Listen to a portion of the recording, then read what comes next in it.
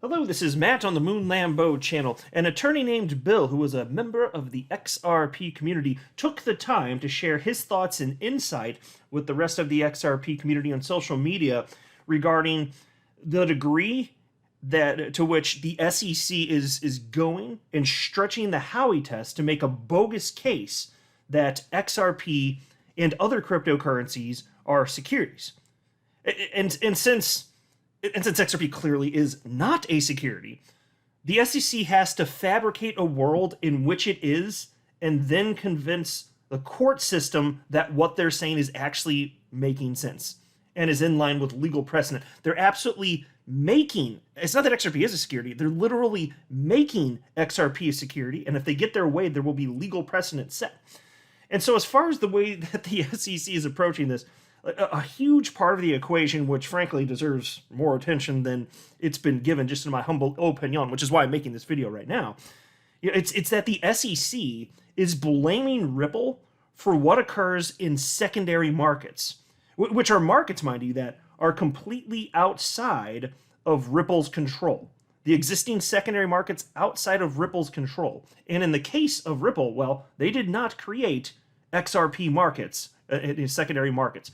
So in terms of what I'm talking about here, get a little bit more specific, just to be clear, people trading openly on exchanges the world over.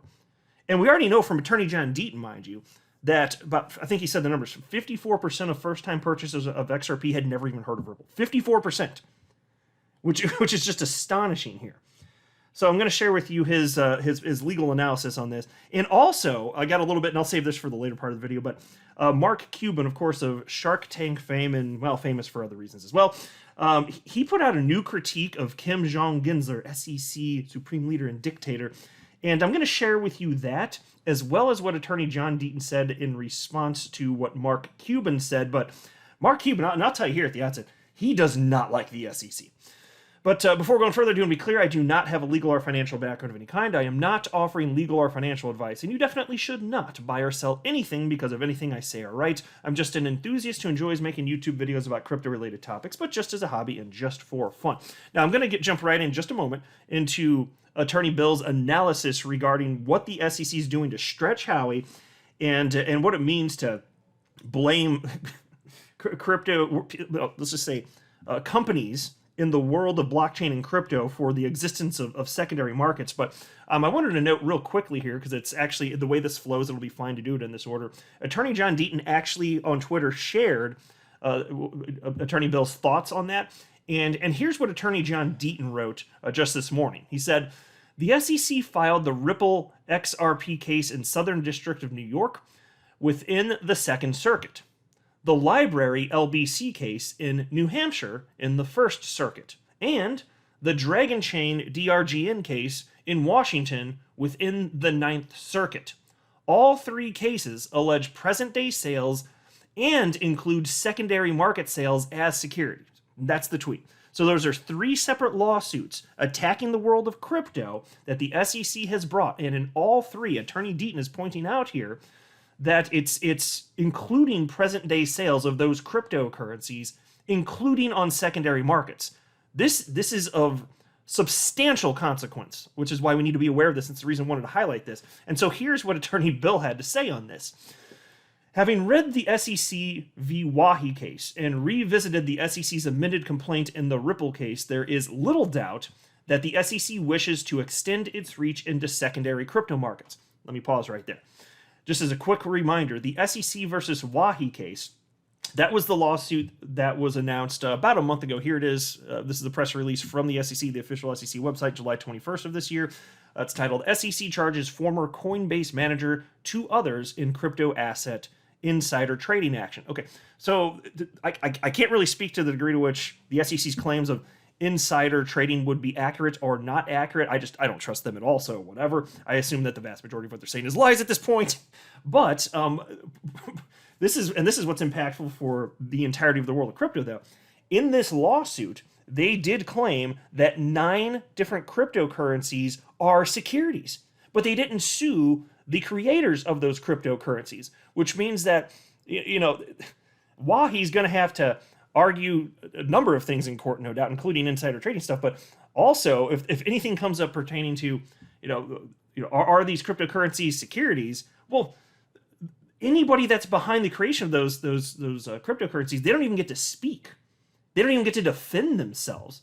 And so it looks like the SEC, frankly, it's just a suspicion, but the SEC, don't be surprised if they're going to put this guy under tremendous pressure, in particular the guy that was working at Coinbase that allegedly did this insider trading. Don't be surprised if they put him under a bunch of pressure and then he gets some sort of plea deal so that he doesn't go to jail for a decade. And Attorney Deaton was speaking about this too recently.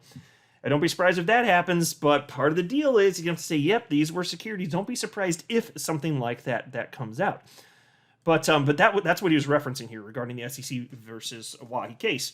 And then Attorney Bill continues and he says, the efforts of others prong of Howie, when applied to the 9 cryptos it calls securities, include the following efforts of the entity behind a crypto project. Number 1, creating or maintaining secondary markets. Let's just pause here. Again, when we're talking about secondary markets, and I don't want to put words in Bill's mouth, but what I believe that he's stating here, and he can always correct me if I'm misunderstanding the way that he's intending for secondary markets to be interpreted here, but I'm thinking, by and large, cryptocurrency exchanges, and maybe it could be extended to include additional investment vehicles, like, for instance, Grayscale used to have an XRP trust. Maybe something like that could be extended. I don't know, but either way, the point is, if you consider like what it would mean for Ripple did not create these secondary markets. These are just things that people are doing because it exists, and people will speculate on every damn thing that exists, just about, right? So there's that. And then number 2, buying or selling in the secondary markets. So let's pause to note, as it pertains to XRP, well, Ripple has never sold XRP in secondary markets. They've sold to key strategic partners. Number 3, promoting the trading of a crypto in secondary markets. So let's pause to note here. I don't know if there's something you could find, somebody high up at Ripple said where you could twist it to where you could make it sound like a promotion, this or that. But having been in the space for almost 5 years, I'm telling you, Ripple is not promoting the trading of XRP specifically. And same for kind of similar to the point number 4, he wrote, seeking to have tokens listed on secondary market. Well, Ripple, my understanding is that they actually did push to have XRP listed on exchanges, but that was certainly for the health of the XRP ecosystem. And it doesn't mean that it's centralized or that there's a common enterprise. That would be a separate issue, but it's in their interest, just in a general sense, to increase liquidity for the purpose that Ripple's shooting for of positioning XRP as a bridge currency. So even if they're advocates for that, it doesn't mean that they're literally creating secondary markets. Ripple's not creating an exchange or anything along those lines. So, look, I'm not an attorney. I don't know where where you draw the line in terms of what would count, as a touch too far. But even then, I bet there's a bunch of gray area, because the SEC would argue that everything is too far, right? But I don't think that that's in line with reality specifically. And then he said, number 5, announcing listings on exchanges for the SEC. These are Howie efforts. So for the SEC, these are Howie efforts. And just as a quick refresher here, here's the 4 prongs of the Howie test, and it doesn't matter what order you state them in, but this is from Business Insider. Everybody understands there are 4 prongs of the Howie test. Number 1, an investment of money. 2, in a common enterprise. 3, with expectations of a profit. And 4, to be derived from the efforts of others. Now, I'll note that what they have listed as number 2, which is in a common enterprise, that's the prong that Gary Gensler's been throwing away. I saw him starting about a year ago. He said that the Howie test is a 3-factor test. That's how he worded it. It's a 3-factor test. And then he went on to cite all 3 of the prongs that he believes exist, while excluding the prong having to do with a common enterprise. He's just throwing that out. And why would he be throwing that out? Because if that's not one of the 4 factors, then you could just say that if anybody is doing anything that might increase the value of XRP, bam, security. You got all 3 prongs satisfied here, but there's no one single primary entity, like a common enterprise like Ripple. Well, there you go. So you can see why it's very slimy what they're doing, but you can see that is what they're doing here. And so again, Attorney Bill says, for the SEC, these are Howie efforts. Howie efforts. And again, so the prong is, efforts of others increasing the price. That's what he's getting at here. A consistency is seen emerging in the SEC's theory about the application of the Howie test to cryptos, even though it stretches every element of the test. To reach into secondary market sales. The above Howie efforts of projects listed in the SEC v. Wahi case are linked to expectations of profits. It is consistent with the allegations of the SEC against Ripple. So pause. Do you see what they're doing here? They're to satisfy a prong, they're stretching the Howie test tremendously. That's a key point that I want you to take away from this video. That's a big part of the reason that I wanted to record this. How do you satisfy on the efforts of others? You stretch Howie to make it include sales that have nothing to do with Ripple on secondary markets. That's the key point. And I'm sorry it took 10 minutes for me to get to that, but you have to set this up and then understand everything leading up to the point, or else it's not going to make sense. So, but that's the key point, or one of the biggest key takeaways, in my humble opinion, from what Attorney Bill is sharing here. And then he continues and he says, for example, in paragraph 5 of the amended complaint against Ripple, the SEC asserts in paragraph 5 of the amended complaint that Ripple's efforts included maintaining secondary markets for XRP. And so I'll just note when he says, when he references the SEC amended complaint, this is the actual lawsuit against Ripple. So it was originally filed in December 22nd of 2020, and then there was an amended version of it with slight variances, which I covered at the time. I don't remember all the variances at this point, and I think that was, if I'm not mistaken, February of 2021. I'd have to look it up, but anyway, I just want to be clear, because when he's saying the amended complaint, that's what's being referenced here. And so you can look at the part that he highlighted here, which says, it's from the SEC suing Ripple in its efforts to develop a use for XRP and maintain XRP secondary trading markets. So there you go. This has been part of their strategy since at least a year and a half ago. That's what he's highlighting here. And then moving on, Attorney Bill says, in paragraph 68, it states Ripple created active liquid secondary trading markets for XRP and increased sales into the market. So let's take a look at paragraph 68 here. You can see the part that he highlighted. According to Ripple's plans, this is from the SEC, according to Ripple's plans, to create acceptance for the universal digital asset, Ripple first had to create an active liquid XRP secondary trading market. It therefore continued its efforts to develop a use for XRP while increasing sales of XRP into the market.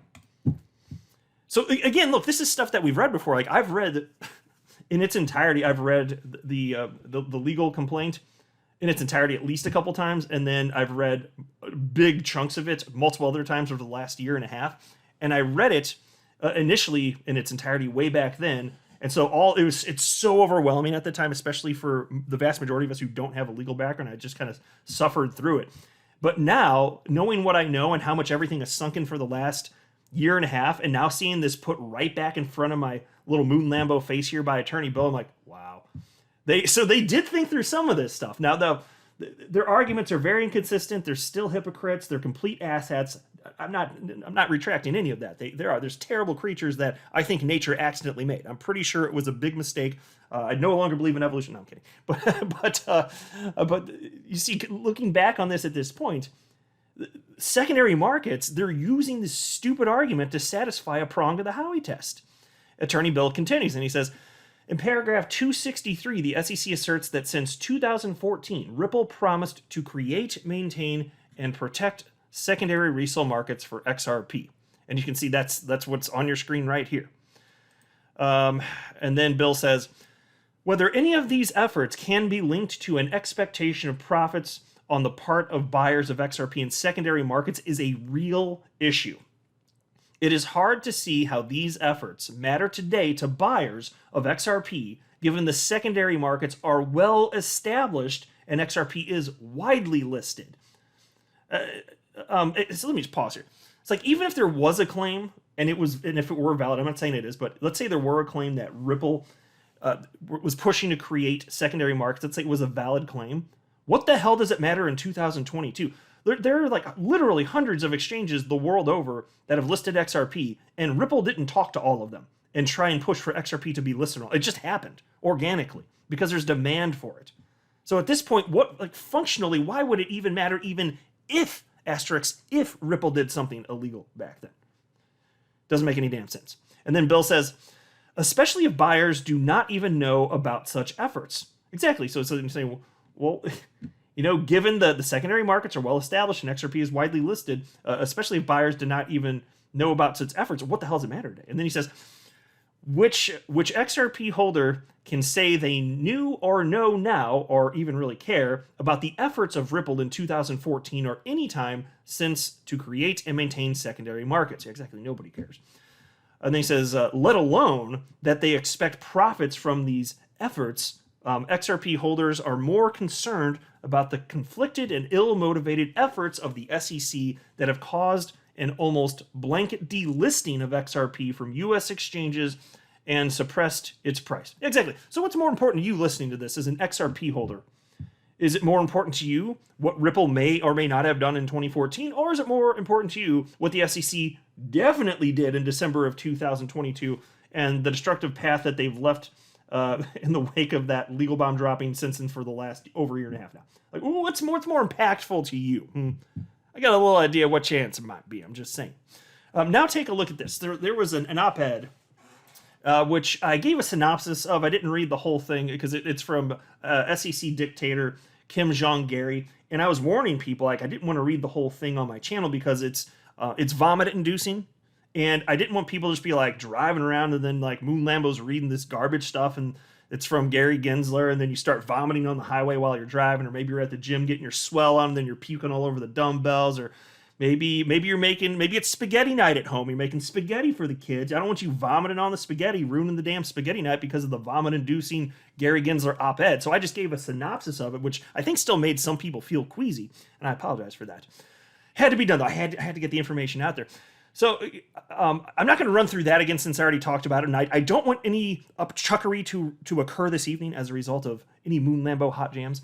But Mark Cuban of Shark Tank fame, he's not too happy about this. Now, mind you, Mark Cuban, he beat the SEC in court. The SEC sued him. I've talked about the story, so I'm not going to get into the nitty-gritty on this particular video, but they made some bogus claims against Mark Cuban. He could have settled, probably gotten away with expenses, law expenses, and any sort of fees potentially. Maybe would have cost about $2 million. Instead, he's like, no, you're not going to muddy my name. So he had the thing fully adjudicated. He won, and that whole process is estimated to have cost him about $16 million, but he wanted justice to be done. So I respect that, actually. And he beat those little baby back biachas over at the SEC back, and he won. But most people don't have the capital to do that, you see. So he did that some years ago, and he's been critical, for good reason, of the SEC ever since. And so Gary Gensler's op-ed, you can see here is a tweet from the other day. He was highlighting his op-ed yet again. He said, there's no reason to treat the crypto market differently from the rest of the capital markets just because it uses a different technology. Now mind you, Gary Gensler and all of his cronies, they've been saying, look, if you're not sure about what the right thing to do is from a legal perspective, if you want to participate in the world of crypto in the United States, come in and talk to us, right? Well, we know what that really means. But here's what Mark Cuban had to say on this topic. He said, come in and talk to who? Set up an appointment how? You using Calendly these days? Since you understand crypto lending/finances, why don't you just publish bright line guidelines you would like to see and open it up for comments? Okay, so that's perfectly reasonable, and I'll tell you, if there were clear guidance, you wouldn't need to constantly say, come in and talk to us, because nobody would have questions. There would just be clear rules, clear guidance. There wouldn't be much question at all in terms of what is legal, what is not. There wouldn't be all this need for people to come in and sit down and talk to you. But we know the real reason, don't we? Well, here's Attorney John Deaton retweeted that from Mark Cuban, and he said, it is more like, come in and tell us about your platform, and here's a subpoena on your way out. Exactly. And so as Ripple CEO Brad Garlinghouse has also pointed out, they use this opportunity, if you come in to sit down and talk, they use it as lead generation. They got new targets to sue, right? It'll just, if they were considering suing you and you were the 200th on their list to sue, maybe get bumped up to like maybe number 5 or maybe number 10, maybe number 2, who knows? Who knows? They're very sue happy over there. And I did notice before recording this, Citizen, I gotta hit hard on this actually, I'll make this full screen. XRP community member Citizen Meme Guy, all up on the Twitter, shared this screen grab, which is clearly that, I'm not a big Star Wars guy, but I know what this is. This is a Star Wars thing, that living pit, whatever the hell it's called. And the caption at the top reads, SEC conference room for crypto startups. And at the bottom it says, come in and talk to us. I thought that was pretty good. Well done, citizen meme guy. So that's where we're at. Let me know what you all think, but I'm disgusted as ever. I am not a financial advisor. You should not buy or sell anything because of anything that I say or write. That would be a very, very, very bad idea. Until next time, to the moon, Lambo!